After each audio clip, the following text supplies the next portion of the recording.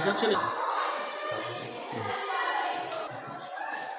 masu kallon MISAU TV a likitoci masu sanin makamar aiki na asibitin koyarwa da ke jami'ar Abubakar Tafawa Balewa da ke Bauchi, wanda za su gabatar da shirye-shirye tare da kuma ba da gudumawar lafiya da kuma abubuwa da yawa al'umma da ke nan cikin garin MISAU, wanda da karrama shi ministan lafiya da kuma walwala na Najeriya, wato Dr. Muhammad Ali Fati a nan da kuma sauran abubuwa wanda ɗalibai za su fara gabatar da abun da ya tara MISAU TV a cikin wannan shirin domin ganin yadda shirin namu zai kasance. Okay, so as we are all welcome in the laboratory of molecular science and technology. What we are going to do now is we are going to talk to our students to see how to perform some common laboratory tests that will have a direct positive impact on the community. With all appreciation to all the stakeholders involved, this program is actually meant to educate ourselves on the common laboratory tests and how it is being done, so that this can actually be done to our community. It's a pleasure, well appreciated by the people of MISAU and others. So today we are actually going to demonstrate how we are going to test for blood grouping, because it's very, very important for somebody to know what blood group that he or she belongs to. It's very, very important, because that will be this will give the chance for that person, in case of that person has an element that may require him to receive blood transfusion, so he can actually the donors for the person can easily be identified. At the same time, there are some blood groups that are very, very, very rare. They are very difficult to come by. If the person is identified to belong to these particular groups, he or she can be a source of life-saving to other persons of the same blood group. So this is one of the procedures that we are going to carry out now. Secondly, we are also going to test for hepatitis B. Hepatitis B is a very, very common infection that has a lot of devastating effect on our community. So it's very, very important when we educate our students, they can go to the community and test people. And people that are found to be positive for this hepatitis B can actually be counseled. They'll be told on how to further go to receive evaluation from an expert medical consultant. At the same time, one of the diseases that's also harboring and disturb our people is issue of diabetes. It's very important to know how to test for blood sugar.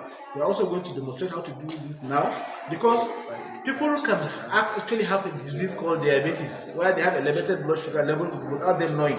So we are going to also simply demonstrate how it's being done, so that by the time with all the donation we receive from the agencies, actually they can take those ones to the community, and of course it will add value on the health of our people. So without wasting much of our time, I think we can now log in and start to demonstrate how this can be done.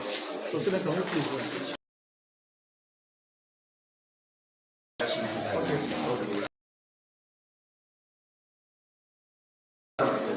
If you say 5, can we go 6? Okay, ratio of 1 to 1.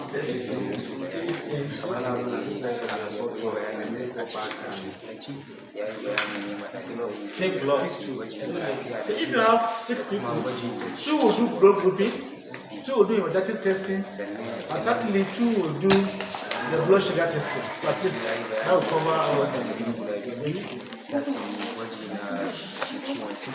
sannan wasu ɗalibai guda biyu kuma za su yi shi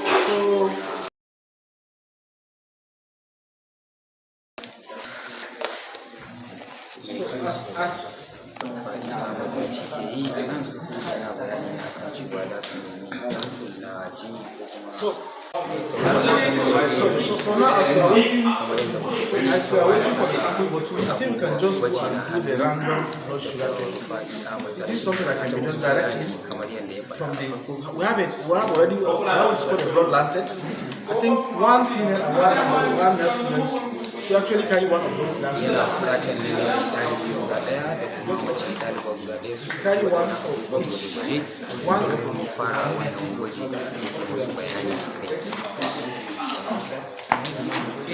Please carry one lancet here.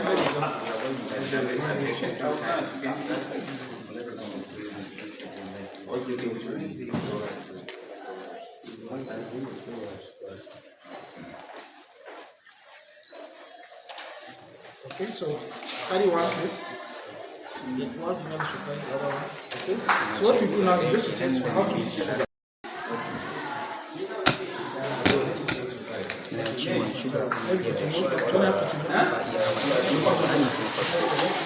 ana jiran kammalawa ɗalibai sun shiga wannan zai gwada musu yadda ake wannan gwaji na ciwon shuga ɗaliban sashi na gwaje-gwaje da jini da sauran abubuwa ga sunan sun himma domin fara shi wannan gwaji da shi Dr. Rufai zai gwada musu na shi ciwon shuga.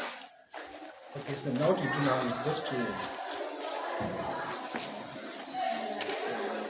maybe also wear gloves first to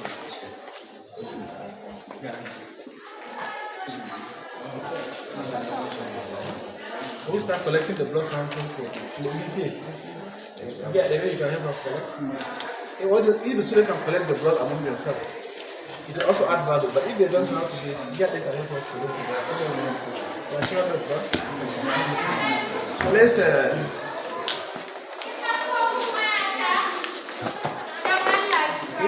so this is the glucometer. You know, just meant for testing, but we have a strip here. You can carry one.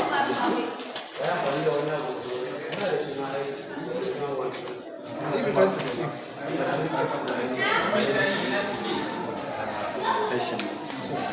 So this strip belongs to you. So what you do now is you have just got the bubble.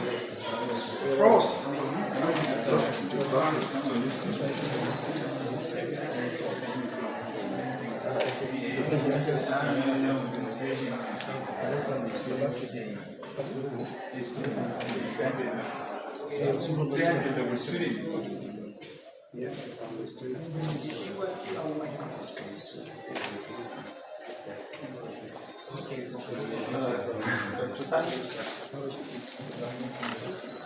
Okay, check it out.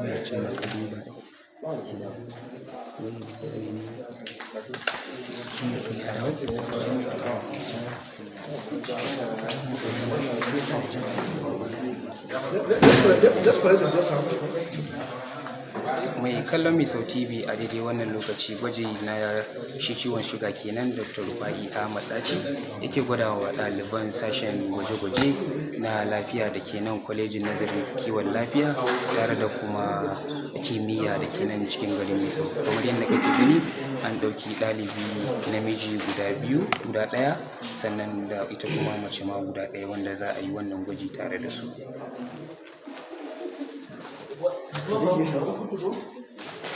Let's concentrate on the blood sample.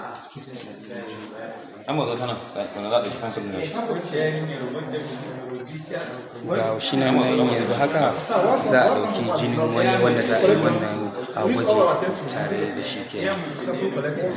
Dr. Sani Giya da kenan a nan yake shirin ɗaukan jini na shi wannan ɗalibi wanda za a yi wannan gwaji na ciwon shuga.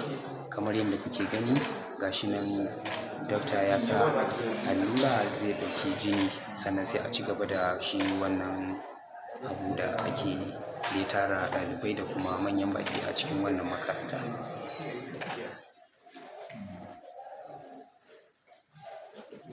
Gashi nan kamar yadda kuke gani Dr. Sani Giya ya ɗauki jini shi na wanda ya ɗauki kalan jinin da ake bukata domin shi wannan gwaji na ciwon shuga da za a yi.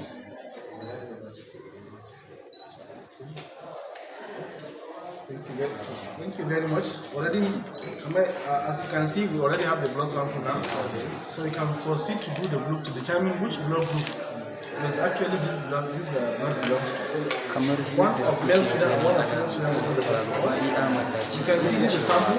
Mun samu jinin da muke bukata kenan sannan za a wuce abu na gaba domin a tantance wannan yana wani irin rukuni ne kamar yadda kuka sani na cewa kowane jini akwai rukuni da yanzu abu na gaba da ɗalibai za su koya shi ne tantancewa wani rukuni They are non-antiserous. kamar abubuwan da This, kuke as you can see, is actually ayyukan tantancewa. color coded. You can see it's actually a violet color. So it's actually an anti-A blood group. Anti-A. This one that is just colorless is anti-D, and this one that is yellow is waɗanda abubuwa da shi da tarufa gida waɗanda ke faɗa wa ɗalibai yana musu bayani ne akan waɗannan kayan abubuwa da za a yi amfani da su don tantance rukuni na jini kenan kamar da ya ke gani an ba shi ɗalibi na farko Haruna Husaini wanda shi ne ɗaya daga cikin ɗaliban da aka ɗauka zai yi wannan gwaji na shi jinin yanzu haka ana shirin tantancewa a ga wannan jini yana wani rukuni ne na cikin jini da ake da su.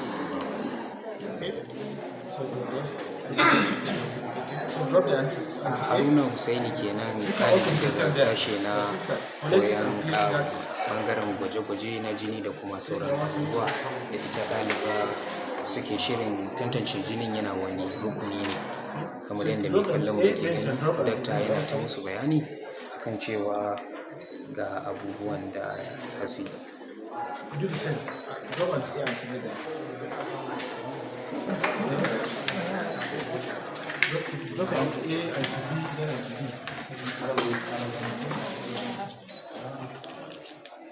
So now you can take the box off. What you do there, you can just move this something.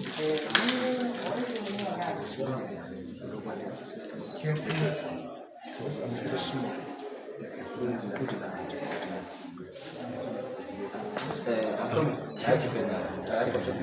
Bari mu ɗan taɓa da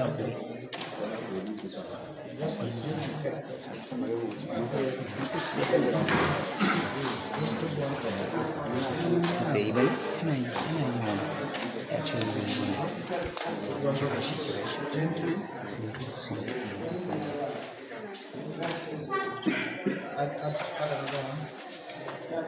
Actually improvising. Jesus Christ, what menene sunanta Abdullah don't go. You can only have a made like this. And just what you do now, you can now use the cover of these two. ɗalibai guda biyu kenan Haruna Husaini da Fatima Abdulwahab suke karban bayani da kuma horo daga shi gurin Dr. Rufa'i Ahmad Daci wanda yake musu bayanin yadda za su yi domin tantance cewa wannan jinin yana wani kalar rukuni ne. Gashi nan Haruna ya fara nasa, ita ma Fatima ta fara zuba jinin domin ganin cewa ta bi duk tsarurruka da kuma hanyoyi da dakta ya faɗa domin ganin cewa ta bi ta tantance wannan jini yana wani group ne, yana wani rukuni. Mai kallon MISAU TV kada ka shagala ka shafa'a, shiri ne na kai tsaye da muke kawo maka a nan kwalejin koyon kiwon lafiya da kuma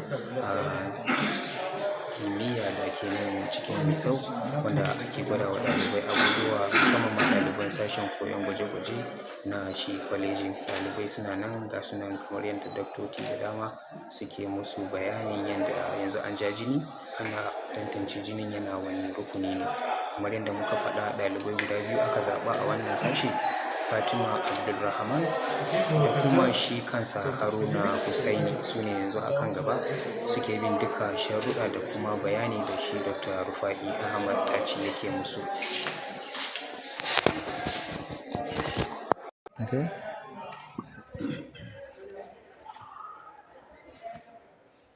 So now go.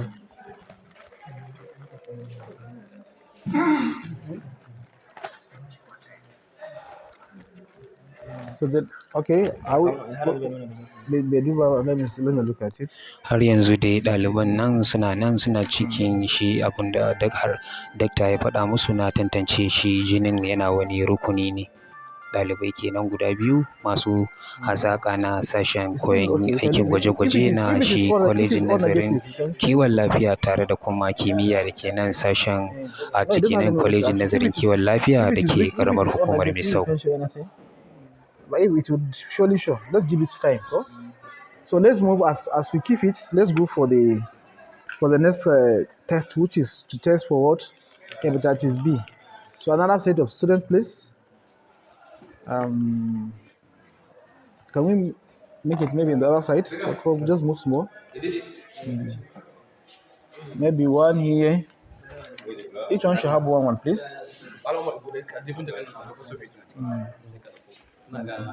Come back. Ba wata da zai na dan fifita a cleaning. Wanke ya wanke ba? Wanke wannan. To yanzu Okay. bari mu samu. Something kama ba. An samu soke ne? Yanzu kofi da kofi. Yanzu bayan an gama tantance jini na shi gwajin shi lafiya na shuga, yanzu haka ɗalibai guda biyu sun sake fitowa domin fara shi gwaji na hepatitis B. Ga ɗalibai nan guda biyu su ma sun sake fitowa kamar yadda aka yi ɗazu na shi. So for to test the hepatitis B, just tear the up like this. You can see an angle, just a dimple here. Just tear along that line. You can see a small strip there, so you can remove it up. Who is the other candidate student? Oh, it's only two. Musa Ahmad, ɗalibi Musa Ahmad Rufa'i kenan da Khadija Kasim su ne a gaba, wanda yanzu suna karɓan bayani daga bakin shi Dr. Rufa'i Ahmad Daci, wanda za su yi gwaji na hepatitis B. Kamar yadda suka yi ɗazu, waɗannan ɗalibai da suka yi ɗazu su ma yanzu haka dakta yana musu bayani yadda za su yi wannan gwaji. So now we can have using the same blood sample. This is just to demonstrate, ideally you can if you want to get a very better result and something that is very fast, you can spin the sample to make it serum. Or plasma, sorry, because when you have anticoagulant is plasma. Dr. Rufa'i kenan ke musu bayani akan cewa za su iya amfani da same da wannan shi jini da suka yi amfani da shi daga farko, sannan su yi wannan shi ma gwaji na hepatitis B kamar yadda mai kallon mu yake kallo. Dakta yana ta bayani wasu ɗaliban yadda za su fahimci wannan abu. Okay. Just make a drop and sorry, just here. After the drop, so you can put the buffer after. Okay. Let me do what so I can see. Ɗaliba Khadija Kasim tare da ɗalibi ɗan uwanta su ne yanzu haka akan gaba gurin shi koyon abubuwa da Dr. Rufa'i ke koya musu, musamman ma a yanzu da suke shi test na gwaji na hepatitis B. Mai kallon MISAU TV, kada ka shagala ka shafa'a, tare kake da mu a nan cikin kwalejin nazarin koyon kiwon lafiya da kuma kimiyya da ke nan MISAU, wato MISAU College of Health Science and Technology. Ɗaliban sashen koyon gwaje-gwaje kenan suke koyon abubuwa daban-daban wanda shi Dr. Rufa'i Ahmad Daci ke jagorantansu kuma yake koya musu. Daga farko dai ɗalibai guda biyu, Fatima da Haruna, su ne suka gabatar da shiri na gwajin shuga, ciwon shuga. Yanzu kuma ɗalibai guda biyu su ne suke gabatar da gwaji na hepatitis B. So give it time, you can just read it. Okay. So Khadija Mu'azu Kasim kenan tare da Musa Ahmad Rufa'i da kuma Muhammad Sani Musa suke gabatar da wannan gwaji da shi Dr. Rufa'i Daci ke koya musu. Kamar yadda kuke kallo, Musa Ahmad Muhammad Musa kenan tare da sauran tawagar 'yan uwansa suke ci gaba da wannan gwaji na hepatitis B. It actually has a weak reaction. It's taking longer than necessary to give the result. But whatever, it's all encompassing. There's what is called standardization of the agents. Whenever you're in the lab and you have a new batch of reagents supplied to you, like you can see, this one is brand new. For you to determine its acceptability, there are some basic standard tests that are usually done. This should be the ethics and the standard of any laboratory procedure. When you're in the blood bank and you have a new batch of reagents supplied to you, you need to ascertain some bayani kenan shi Dr. Rufa'i Ahmad Daci ke yi wa ɗalibai domin na ɓangaren su masu gwaje-gwajen lafiya, wanda da su yi amfani da shi a lokacin da suke irin wannan gwaje-gwajen. Kamar yadda kuke gani, ya ɗauko abubuwa samfur na abubuwan da ake gwaje-gwaje da su, yana yi ma ɗaliban bayani. Ɗalibai kuma kamar yadda mai kallon muke kallo sun mai da hankali suna jin abin da shi dakta yake faɗi. Okay? We also look at it now. When we look at it, is it anti-A is supposed to look very clear. Though you can see they are color coded, the anti-A is actually looking violet blue, while anti-B is very, very colorless. Anti-B is yellow and anti-D is colorless, just like water. So by the time and it's clear, by the time you start looking at them and you see bayani that kenan within it you can see Dr. some Rufai turbidity, Ahmad maybe da some suke yi particles wa inside. ɗalibai, This tell you that musamman it's ɗalibai da actually suke koyon not an aiki na appropriate. Maybe it's an gwaje-gwaje a nan expired da or it shi has some, sashen some koyon have some aikin lots of gwaje-gwaje damage da in it, so kuma it may not lafiya give you a na good result. So kwalejin when you look at that, you ilimi also have to kwalejin look at the koyon lot aikin number. lafiya da You kuma can see in kimiyya na the MISAU. packet there, there's Dakta what na is musu called lots, bayani LOT. kan sample It's written da on kuma all su of them. abubuwan Where is the gwaje-gwaje packet kamar there? yadda muka faɗa a baya. So when you do all this check, you make sure that, okay, based on the assessment, physically you are certain that they are good to go. You can now go ahead to do what is called testing for their functionality. First of all, you have to determine this antisera is actually potent and sensitive. Potency is ability of that test to actually give you, if it is anti-A, it's actually meant to give you positivity in a person that is a non-A person. So you need to have a non-A cell for you to test the potency of an anti-A antisera. If you want to test, by the time you put an anti-A in a non-B sample and give you negative, this is to tell you that that sample is also what? Specific. It's sensitive, sorry.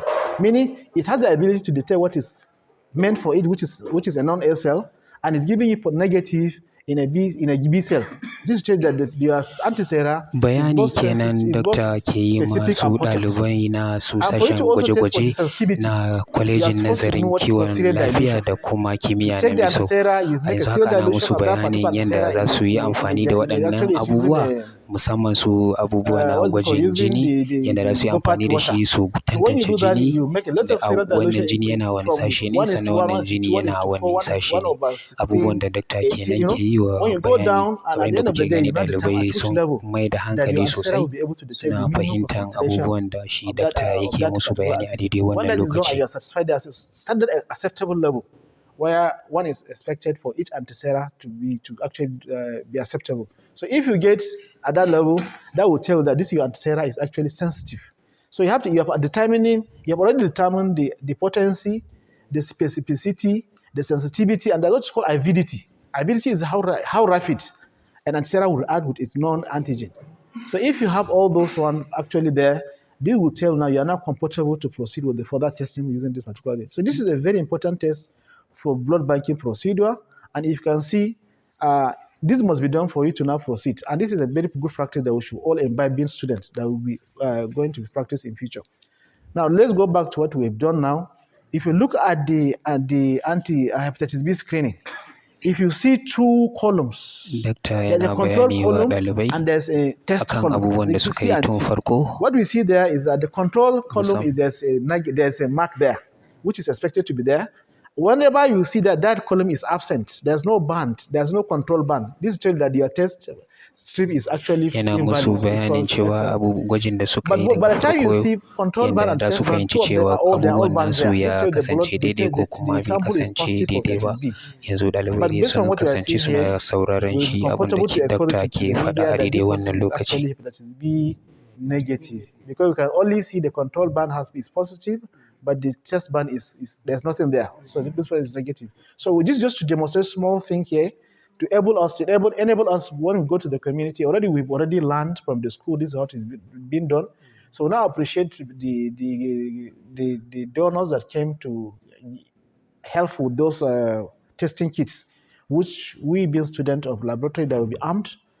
We are now asserting that this is how to go about them to test it in the community. Dokta yana yi ma ɗalibai bayani akan cewa ko da sun tafi guraren da ya kamata a ce sun fara aiki, abubuwan da suka koya a shi makaranta su yi amfani da shi ganin cewa sun yi aiki mai tasiri da kuma nuna ƙwarewa a cikin ayyukansu bayan ko da sun bar cikin makaranta. Dokta kenan ke nuna godiya wa ɗalibai a daidai wannan lokaci. So thank you. So amma wannan abin